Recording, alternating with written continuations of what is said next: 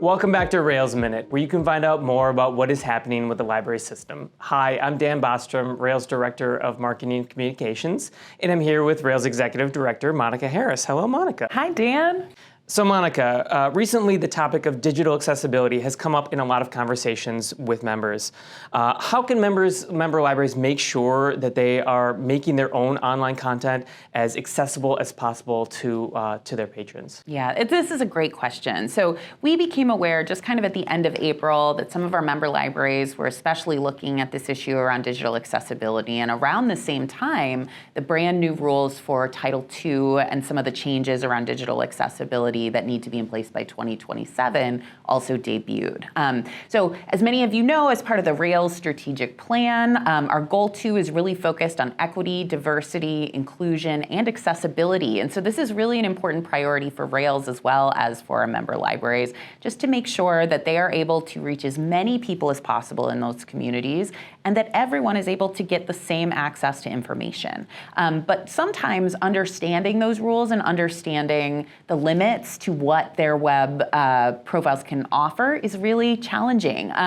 For instance, when it comes to web accessibility, it's not just the design of your website or a mobile app that you might use, but it's also the design that your partners use. So other vendors that you work with that might provide really valuable services for your library patrons also need to provide all the same accessibility standards and tools. And so we really wanted to make sure that we're able to focus in on this new year and helping our members to understand what it is that they need to be able to do and how they can make those changes. So to that end, I think the best place to go if you're looking just to get an overview of the things that we have compiled is our team put together a brand new Pulse page all about digital accessibility. We've included a lot of resources, so we will continue to update those resources as we get new information and find things available. So one of the resources that we have available is a memo that's available from Ansel Glink. They have really detailed what can happen if you ever receive a complaint about digital accessibility, how you can approach that complaint and make sure that you're compliant in the way that you need to. I'd encourage all of our members to take a look at that memo and make sure that you understand the issues at hand as it relates to the website.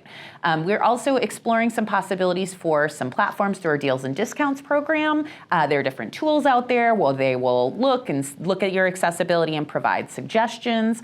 Just like anything else with any tool you use, you also need to double check and make sure that everything that you're doing is up to date. But we do think that they can be a valuable tool. And so for those who are interested in pursuing that, we're looking at some deals so that we can provide some kind of discounts to member libraries through Rails. So keep looking at that site, and as we have new updates, we will share them there as well. We're also offering some continuing education on this topic. So we've got a program coming up in particular on June 12th. I encourage anybody to register. We've got a lot of registrations for that one already. And that will include information on some of the best practice and standards around digital accessibility, but also information about some of the complaints that libraries around the country have seen around digital accessibility, things they need to be aware of as they're planning their own websites. And so we just want to encourage everybody to be looking at this. Take a look at the Pulse page. We'll put a link to that in the notes, so you can go ahead and find it right away, or you can just find it from the main page of the Rails website. Yeah, a lot of learning opportunities here, and we as a system are learning, our member libraries are learning, and certainly the vendor community is learning as well along with us, right? And so we're all trying to figure this out together. The conversations will continue, and we'll still get more and more information as we possibly can, and we will continue to make sure that that Pulse page is updated. So we had planned on addressing this at the May Rails member update. Unfortunately, we had to cancel. We are sorry and apologize for any inconvenience to our members out there, but we're happy to announce that we have a new date. For the new date is Thursday, June 6th at 10 a.m. Can you just talk a little bit more about what's going to happen at that event? Yeah, we love the opportunity to meet with our members and tell them more about what's going on at Rails. So we will be sharing some kind of general information about Rails and things that are happening in the state, but we are really focusing on digital accessibility at this meeting.